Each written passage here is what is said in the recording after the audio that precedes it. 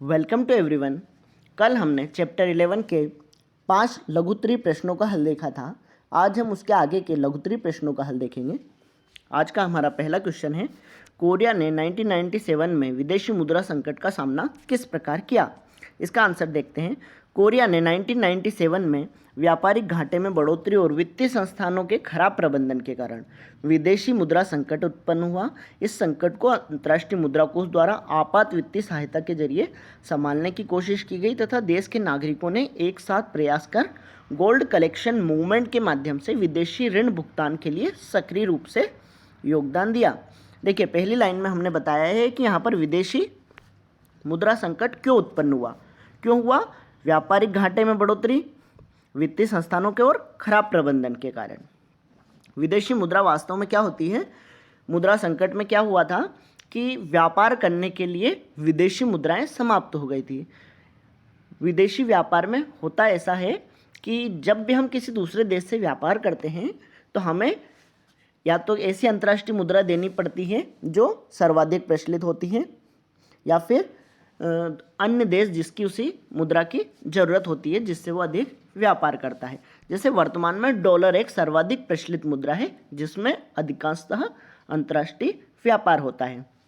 इसी प्रकार उस समय क्या हुआ था, विदेशी मुद्राएं वहाँ के भंडार में समाप्त हो गई थी, इसलिए वो दूसरे देशों से व्यापार नहीं कर पा रहे थे। इसके लिए उभरने के लिए उन्होंने क्या किया? 2 प्रयास किए। पहला क्या? अंतर्राष्ट्रीय मुद्रा कोष द्वारा आपात वित्तीय सहायता के जरिए इस संकट को संभालने की कोशिश की गई, और दूसरा था नागरिकों द्वारा गोल्ड कलेक्शन मूवमेंट शुरू की गई। ठीक है, गोल्ड कलेक्शन मूवमेंट क्या होता है? वहाँ की आम जनता जो थी उन्होंने घर घर से सोने को इकट्ठा किया और विदेशी मुद्रा के रूप में उसे प्रचलित किया, क्योंकि अगर कोई सी अन्य मुद्रा के अलावा सोना ही ऐसी मुद्रा होती है जिससे हम विदेशों से व्यापार भी कर सकते हैं और उसके माध्यम से कर्ज भी ले सकते हैं। और एक कारण और है अंतर्राष्ट्रीय मुद्रा कोष द्वारा आपात वित्तीय सहायता। देखिए, अंतर्राष्ट्रीय मुद्रा कोष क्या होता है? इसे इंग्लिश में बोलते हैं IMF। ये क्या करती है? विश्व स्तर पर अगर व्यापारिक घाटे या अन्य प्रकार से समस्याएं उत्पन्न होती है तो विभिन्न देशों को ऋण प्रदान करती है। लेकिन ये ऋण प्रदान करने की इसकी भी एक शर्त होती है कि ये इसके लिए कुछ गिरवी रखती है, या तो सोना रखती है या फिर अन्य किसी चीज़ के बॉन्ड रखती है। बॉन्ड मीन्स कुछ चीज़ से खरीदा गया उसका समझौता, इस प्रकार उसे बॉन्ड कहा जाता है। ठीक है, तो ये इन चीज़ों के आधार पर IMF लोन देती है। तो ये भी किस प्रकार से दिया गया? लोगों ने जब सोने को इकट्ठा किया और यहाँ पर जमा किया, तब जाके उन्हें विभिन्न विदेशी मुद्राएं प्राप्त हुई और वहाँ का मुद्रा संकट समाप्त हुआ। अगला क्वेश्चन देखते हैं। क्या पड़ोसियों के साथ जापान के युद्ध और उसके पर्यावरण का विनाश तीव्र औद्योगिकीकरण की जापानी नीति के चलते हुआ?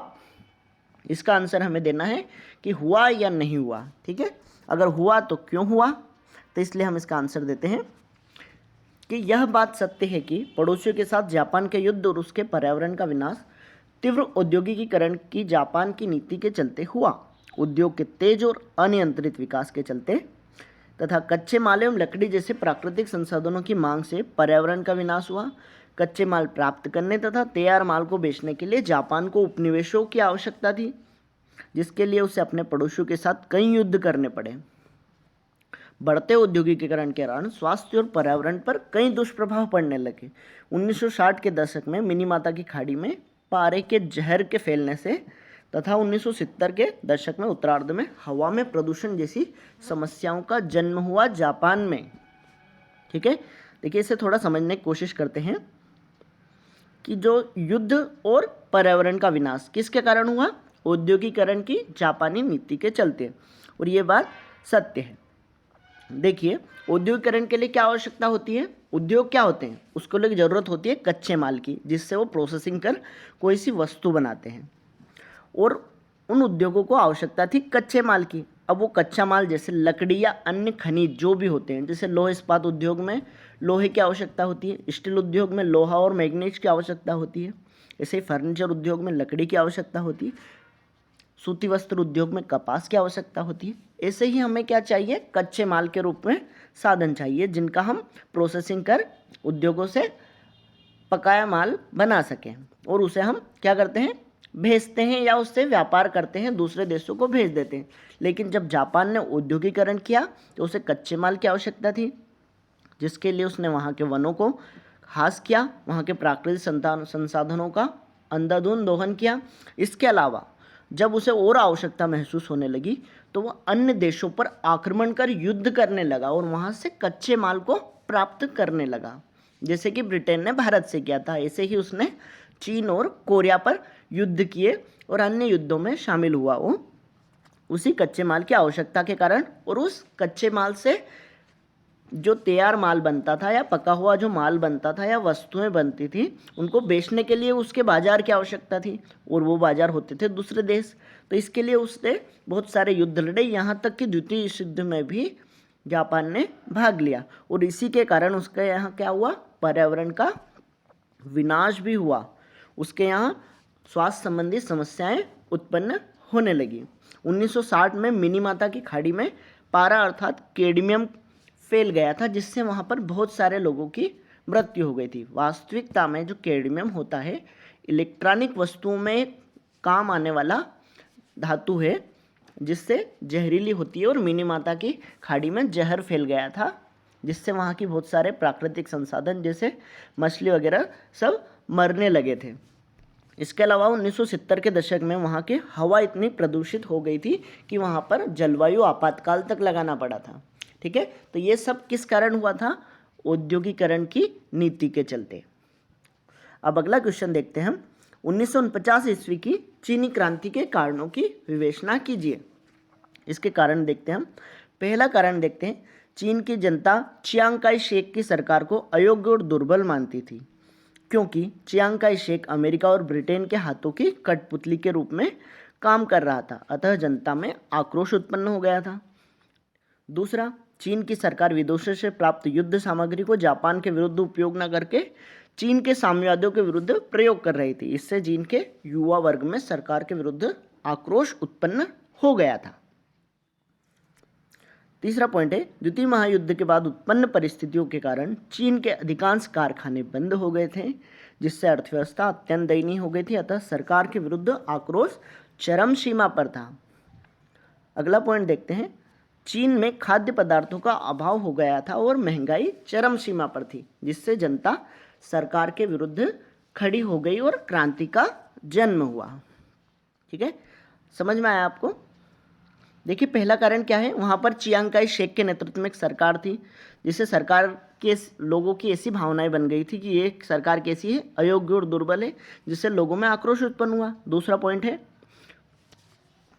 कि जो विदेशों से उन्होंने युद्ध सामग्री या हथियार मंगवाए थे, वो चीन के लोगों को दबाने के लिए ही वो सरकार उपयोग कर रही थी, जिससे वहाँ के लोगों में आक्रोश था कि ये हमारे ऊपर उपयोग नहीं होना चाहिए, क्योंकि साम्यवादी भी वो उन्हीं के देश के लोग थे। ठीक है, इससे भी आक्रोश उत्पन्न हुआ।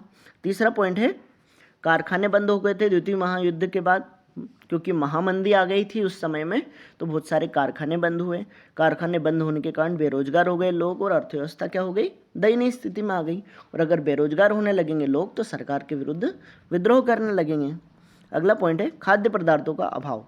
इसकी सर्वाधिक आवश्यकता लोगों को होती है, अगर यही उपलब्ध नहीं होगा तो जनता सरकार के विरुद्ध खड़ी हो जाएगी। अगला क्वेश्चन है, मेइजी शासन के अंतर्गत जापान के शासन तंत्र के सुधारों पर टिप्पणी लिखिए। देखिए, मेइजी शासन हुआ था 1868 से जापान में शुरू हुआ। इसने बहुत सारे परिवर्तन किए, उनमें से एक था शासन तंत्र में सुधार करना। उनको कुछ बिंदुओं में हम देखते हैं। हमारा पहला पॉइंट है, जापान में प्रशासनिक ढांचे के स्वरूप को निर्धारित करने के लिए एक आयोग का गठन किया गया, जिसकी रिपोर्ट के आधार पर जापान में एक नए संविधान का निर्माण किया गया। देखिए, इसको हम एक ही शब्द में याद कर सकते हैं, नए संविधान का निर्माण। ठीक है, पहला पॉइंट हो गया हमारा कि प्रशासन में सुधार करने के लिए उन्होंने क्या किया, नए संविधान का निर्माण किया। ये क्या हुआ, पहला प्रशासनिक सुधार।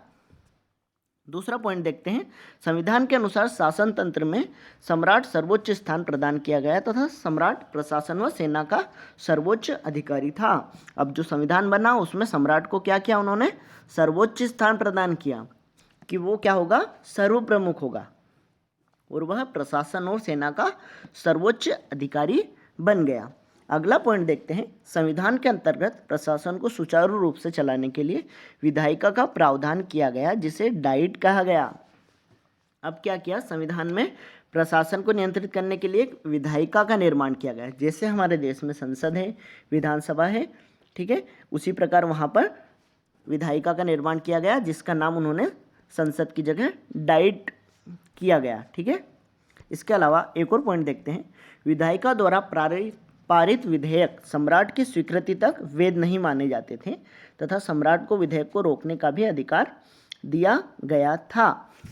अब संविधान में क्या कहा गया कि अगर विधायिका कोई सा विधेयक पारित करेगी तो उसकी स्वीकृति किससे मिलेगी, सम्राट से, और वो तब तक वैध नहीं माना जाएगा जब तक सम्राट उसको स्वीकृति या हस्ताक्षर नहीं करते।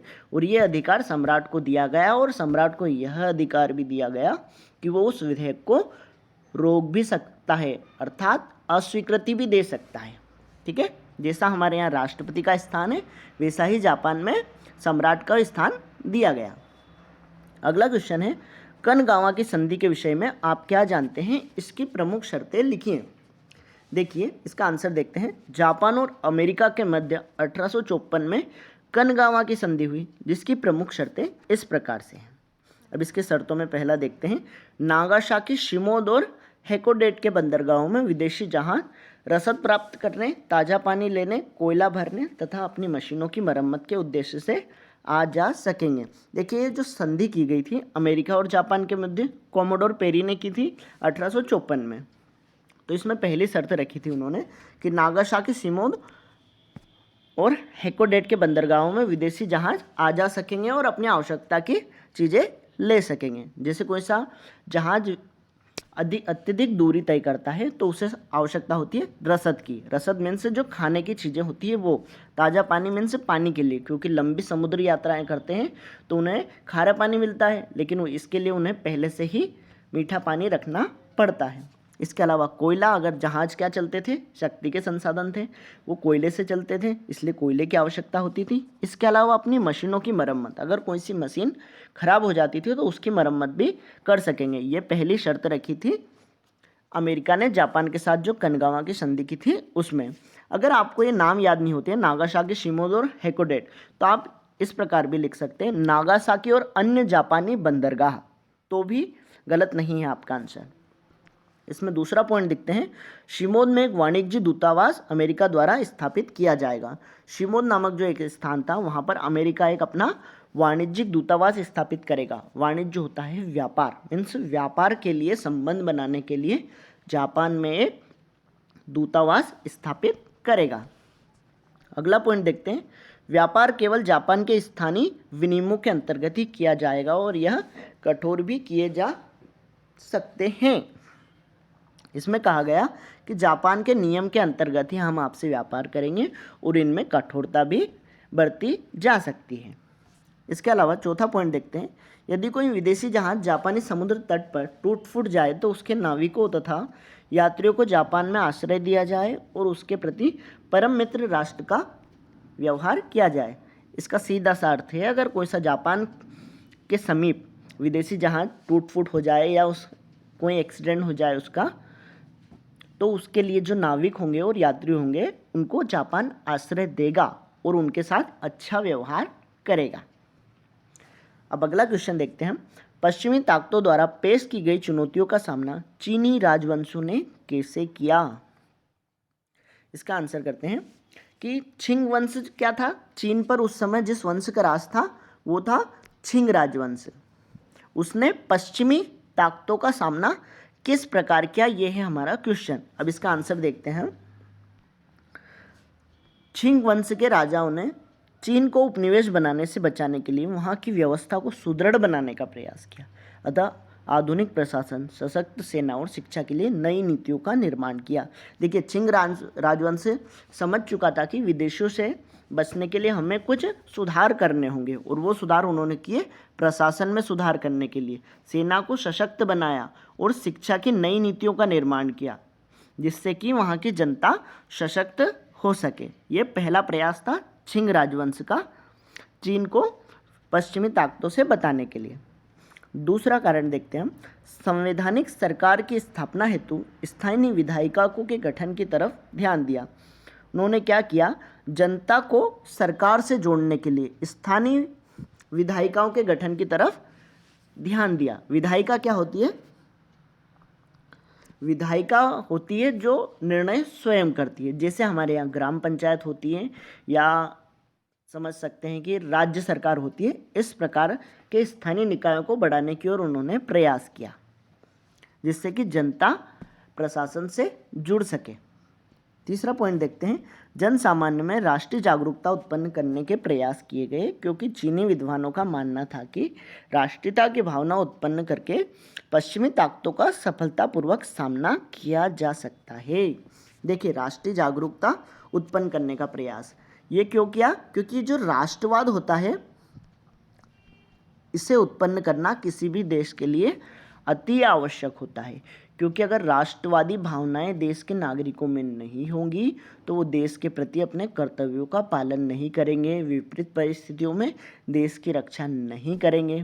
तो इस प्रकार हर देश को या हर राष्ट्र को आवश्यकता होती है राष्ट्रवादी भावनाओं की, और उसी ओर चीन के छिंग राजवंश ने प्रयास करना शुरू किया, क्योंकि वे पश्चिमी ताकतों का सामना करना चाहते थे और उनको डर था कि अगर युद्ध में भाग लिया तो जनता का सहयोग हमें प्राप्त होना चाहिए।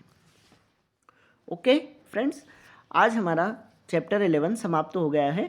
अब अगले चैप्टर में हम मैपिंग सीखेंगे। Okay, thank you.